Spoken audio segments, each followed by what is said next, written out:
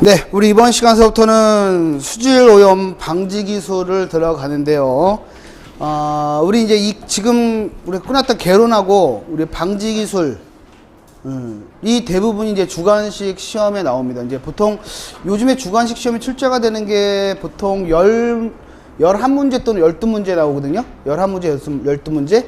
근데 한 50% 이상은 우리 이제 방지 기술에서 나오고요. 그 다음에 거진 뭐 11문제에서 12문제 중에 한 8문제에서 8문제 한 10문제? 예. 거기까지 개론하고 다 하면은 우리가 이제 방지 기술하고 개론하고 방지 기술에서 대부분 다 나옵니다. 그래서 얘네들이 아마 여러분들 아마 그 지금 개론하고 방지 기술이 아마 수질 여러분들 시험 보는데 가장 많은 시간을 투자하셔야 돼요.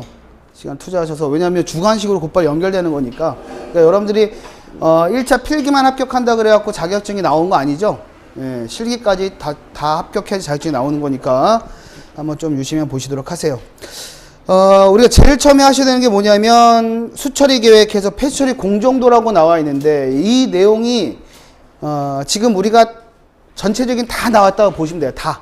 요 내용을 갖다가 우리가 방지기에서 다루시는 겁니다. 그래서 요 내용이 상당히 중요한데 내용 한번 정리 한번 해보도록 할게요. 먼저 우리가 이제 이 폐수처리 공정도를 한번 같이 보면,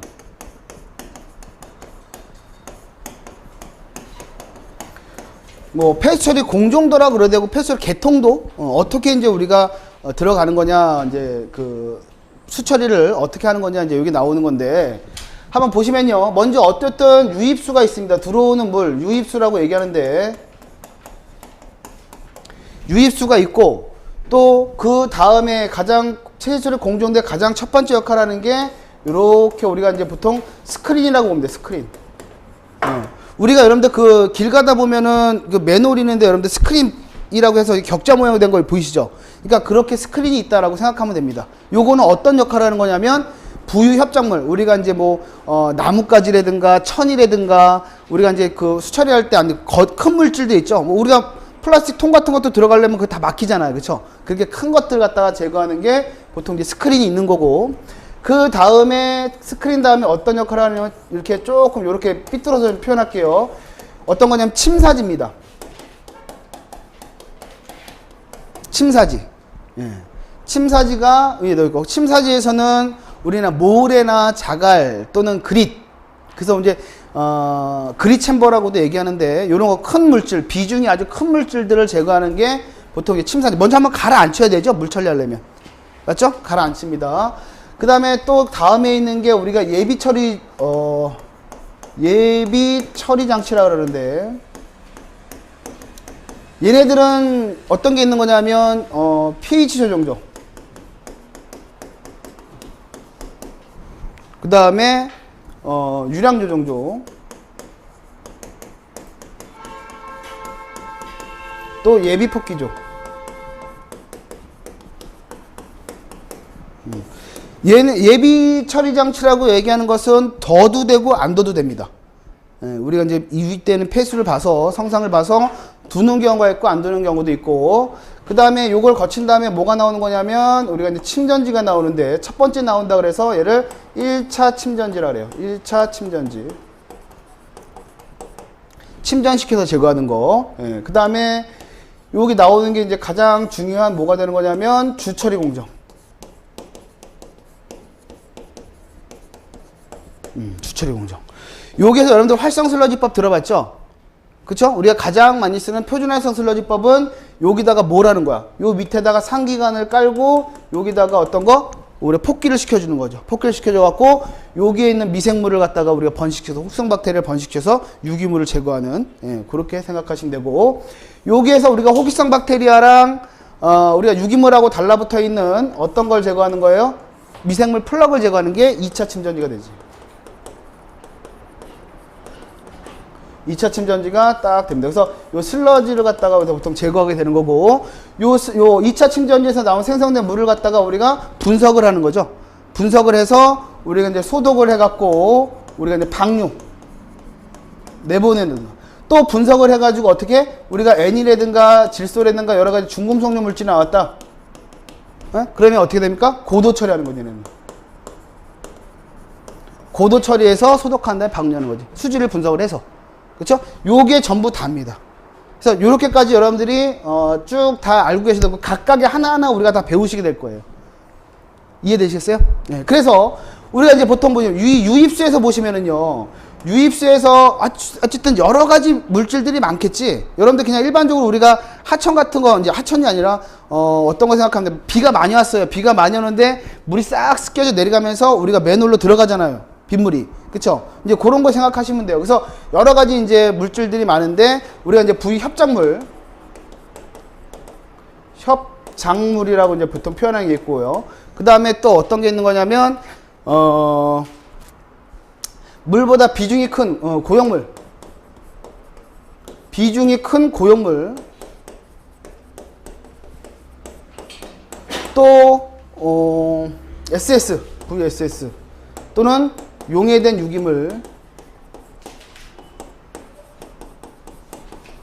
이런 것들이 이제 어떤 게 유입수로 이제 들어간다는 얘기죠. 유입수로. 그러니까 가장 문제가 되는 게 뭐예요? 이 용해된 물 속에 녹아 있는 유기물들이 가장 큰 문제가 되는 거죠. 우리가 일반적으로 처리할 때. 그래서 우리가 요 스크린에서는 어떤 역할을 하는 거냐면 요 부유 협작물들을 제거하는 역할을 하는 거고, 아까도 말씀드렸지, 스크린에서 여러 가지 뭐 천이라든가 뭐 쉽게 말하면 우리 동물 사체 뭐 여러 가지 우리 물 큰 거, 그렇죠? 그런 것들을 제거하는 역할을 하는 게 스크린이 되는 거고, 요 침사지는 또 아까도 말씀드렸지 어떤 거, 우리 그릿 챔버를 한다. 그릿, 이거 모래나 자갈 또는 뭐 뼈 조각 같은 거 있어요, 그렇죠? 예, 그런 것들 제거하는 게 우리가 그릿 챔버라서 침사지에서 제거되는 거고, 요 예비 폭기조는 이게 정확히 말하면 후처리 시설을 원활하게 하기 위해서 보통 두는 건데, 다 마찬가지, 스크린도 마찬가지고 침사지도 마찬가지고, 우리가 얘가 지금 주처리 공정이라 그랬잖아요. 요 주처리 공정에서 어떤 공법을 쓰냐에 따라서 우리가 전체 명칭이 틀려지는 거거든요. 근데 어쨌든 들어오는 우리가 이 유입수에 대한 성상을 파악해서 pH 조정제란 뭐라는 거냐면, pH가 아주 낮은 거나 아주 높은 물이 들어와 버리면 요 주처리 공정에 영향을 받을 수가 있죠. 제가 뭐라 그랬어요? 만약에 대부분 많이 쓰는 게 우리가 표준활성 슬러지법이기 때문에 여기서 미생물이 호기성 박테리아가 살아야 되는데, 호기성 박테리아가 잘 살기 위한 조건 중에 pH도 분명히 있죠. pH가 얼마 정도? 6에서 8, 약한 중성 범위에 의해서 호기성 박테리아 잘 산다 그랬잖아. 그러니까 얘가 pH가 낮은 거는 어떻게? pH를 우리가 중성화 시킨 다음에 보내야 되잖아요. 그쵸? 만약에 유입수의 pH가 우리가 중성 정도가 유지되어 있으면 얘를 둘 필요가 있어요, 없어요? 없다는 얘기지. 이해되죠? 네, 그렇게 되는 겁니다. 그 다음에 유량 조정도 우리가 여기가 처리할 수 있는 유량이 정해져 있잖아. 한도 끝도 없이 처리하는 게 아니죠. 아주 대량의 양이 들어와 봤을 때는 어느 한 저류하는 조리 있어야 되잖아요. 그쵸? 유량 조정조. 그 다음에 예비 폭기조는 뭐냐면 우리가 여기서 혐기성화를 방지하는 거죠. 그러니까 지금 요게 관을 통해서 다 이동을 하는데, 얘네들이 어떤 거냐면 그러니까 우리가 폭기하는 데가 없으니까 물이 썩을 수가 있거든요. 혐기화되는 걸 방지하기 위해서 예비 폭기조, 또는 뭐냐면 유기물이 침전해서 제거할 수가 있어요. 요 중간 요 다 과정 중에서 그러니까 살짝 폭기해 주는 거니까, 그러니까 요거 예비 폭기조의 역할은 두 가지가 있다라고 보시면 되는 건데, 하나는 어떤 거냐면 유기물 침전을 방지해 주는 역할을 하는 거고요. 그 다음에 혐기성화 방지해 주는 역할을 하는 게 예비 폭기조라고 보시면 되죠. 이해되죠? 얘네들도 마찬가지로 둬도 되고 안 둬도 되는 겁니다. 성상을 파악해서, 유입수의 성상을 파악해서 둘 수도 있고 안 둘 수 있는 거다라고 보시면 되고요. 그 다음에 1차 침전지에서는 어떤 역할을 하는 거냐면, 이것도 침전시키는데 우리가 고형물 제거하는 건데, 그러니까 지금 뭐 SS 제거하는 건데, 그래서 얘 비중이 큰 거, 비중이 1보다 큰, 물의 비중이 1이죠. 물의 비중보다 큰 물질들을 제거하는 게 우리가 1차 침전지. 대부분 SS 제거라고 보시면 돼요. SS 제거. 그 다음에 얘가 마찬가지로 주처리 공정이 된다는 얘기죠. 요게 만약에 이제 지금 보시면 요런 어쨌든 유입수에 여러 가지 물질들이 있는데, 아까 협작물은 대부분 어디서 제거돼? 스크린 제거되고요. 그 다음에 이 비중이 큰 고형물질은 우리가 침사지에서 제거되는 거고, 모래나 자갈 같은 거. 그릿 챔버라 그랬죠? 얘 가만히 이렇게 절유시키면은 제거되겠죠?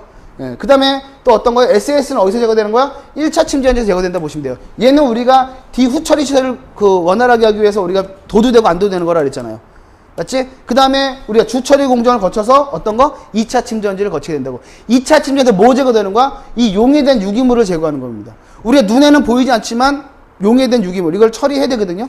그래서 여기서 우리가 뭘 이용한다? 대부분 호기성 박테리아를 이용해서 제거하는 거죠. 그래서 지난번에 말씀드렸을 거예요. 여기서는 어떻게 하면 유기물이 들어왔다 그러면 그 주위에 뭐가 달라붙어서 제거한다고요?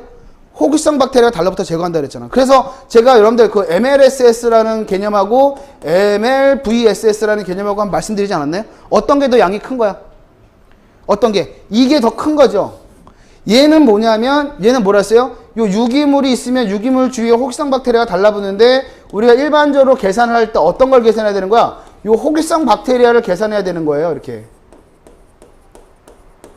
그쵸? 근데 호기성 박테리아, 요 호기성 박테리아만은 요 동그라미 큰 거는 유기물입니다. 그쵸? 작은 거는 호기성 박테리아고, 호기성 박테리아만을 계산해야 되는데 우리가 실제적으로 호기성 박테리아를 계산하기 힘들기 때문에 요 플럭을 계산한다 그랬잖아요. 그쵸? 이 플럭 자체가 MLSS. 그쵸? 그 다음에 MLVSS는 뭐예요? 요 주위에 있는 호기성 박테리아만을 MLVSS 이렇게 얘기하는 거지. 맞죠? 그러니까 따라서 큰 가스는 이게 더 큰 수치를 나타내는 겁니다. 그래서 전제 조건은 뭐냐면 만약에 문제가 나왔을 때 MLVSS라는 조건이 나오지 않으면 대부분 다 MLSS 처리하면 되고요. 문제 조건에 MLSS는 MLVS의 몇 프로다 그러면 우리가 미생물의 농도가 들어갈 때는 다 MLVSS가 들어가야 되는 게 정석이죠. 아시겠어요? 무슨 말인지 이해되죠? 예, 그렇게 이 플럭을 형성시켜서 우리가 어디에서 제거되는 거야? 2차 침전지에서 이 플럭이 제거되는 거라고요. 그래서 미생물을 제거시키는 거지. 그렇죠? 이게 우리가 지금 폐처리 개통대 전반적인 다 내용입니다. 아주 중요한 내용이에요. 어떤 거는 이제 이게 우리가 다 배우실 것들이라고. 근데 또 여러분 보시면 알겠지만 나중에 한번 말씀드렸다. 뭐냐면 스토크 법칙이라고 그랬고 여러분 들어봤나요? 스토크 법칙? 예? 뒤에 나오긴 하는데. 그렇죠? 스토크 법칙이 적용되는 것은 여러분 스토크 법칙 좀 이따 다시 한번 설명드리겠지만 스토크 법칙은 입자가 어떠한 물질이 침강하는 속도를 말하는 거거든요. 근데 이게 어떻게 되는 거냐면 18뮤분의 입자의 직경의 자승 곱하기 로 P 마이너스 로 W의 G 이렇게 되는 거야. 이게 스토크 법칙 구하는 식입니다. 어떤 입자가 침강하는 속도. 그렇죠? 이 입자가 이 스토크 법칙이 적용되기 위해서는요. 어떤 걸 적용되는 거냐면 로 P 마이너스 로 W. 이게 만약에 로 P는 뭐야? 입자의 밀도거든요. 로 W는 물의 밀도. 물의 밀도는 다 아는 값이죠. 그렇죠? 얘는 뭐야? G 중력가속도. 중력가속도도 우리 아는 수치죠. 얼마를 알고 있어요? 9.8 메타 퍼 세크 제곱. 그쵸? 예. 그래서 위에 스토크 법칙인데 이 스토크 법칙 성립하기 위해서는 이게 어떻게 입자의 밀도가 1보다 커야 됩니다. 맞아요? 근데 여러분들 기억하셔야 되는 거 뭐냐면 스토크 법칙은요. 2차 침전 스토크 법칙 성립되지 않아요. 1차 침전이나 우리가 침사지나 다 스토크 법칙 성립되는데 얘는 성립되지 않아요. 왜 그럴까? 얘는 뭐냐면 이 미생물 플럭을 제거하는 거잖아. 우리가 제거되는 역할은 나머지는 물보다 비중이 큰 물질들 제거하는 건데 얘 같은 경우는 미생물 플럭을 제거하는 거거든요. 근데 얘는요. 요 사이에 다 물이 들어가 있는 거야. 미생물하고 미생물 사이 또는 유기물하고 유기물 사이 다 물이 포함되어 있죠. 그러니까 로 P하고 로 W하고 이게 차이가 거진 없어요. 차이가 거진 없다. 따라서 요 법칙이 성립이 안 되는 것은 2차 침전지에서가 성립이 안 된다 이런 말이지. 이해가 되겠죠?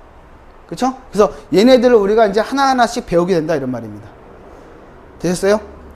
그러면 교재 한번 보겠습니다. 이걸 좀 말씀드린 건데 2-223페이지 보시면 폐수 처리 공정도 하고 나와 있어요. 거기 보시면 유입수가 들어오는데 아까 유입수에서는 여러 가지 물질들이 들어갈 수 있다. 근데 거기 첫 번째 뭐 스크린과 분쇄기. 그래서 제거되는 게 우리 협작물, 부위협작물 같은 게 제거되는 거고 침사지에서는 그리 챔버, 그 다음에 1차 침전지, 우리가 생략했던 게 뭐야? 우리 예비 처리 공정이 생략이 된 거죠?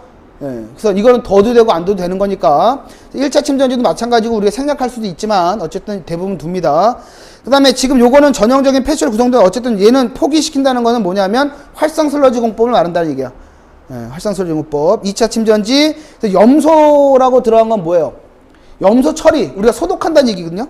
그쵸? 소독해서 우리가 염소 접촉시켜서 이제 방류시킨다라는 게 있고, 그 다음에 어쨌든 그 밑에 있는 건 나중에 이제 하나씩 보시면 되는 겁니다. 그래서 1번이 유입수, 들어가는 게 유입수고요. 2번이 스크린에서는 부위협작물 제거, 그 밑에 3번의 침사지에서는 모래, 자갈, 그릿 제거. 그래서 비중이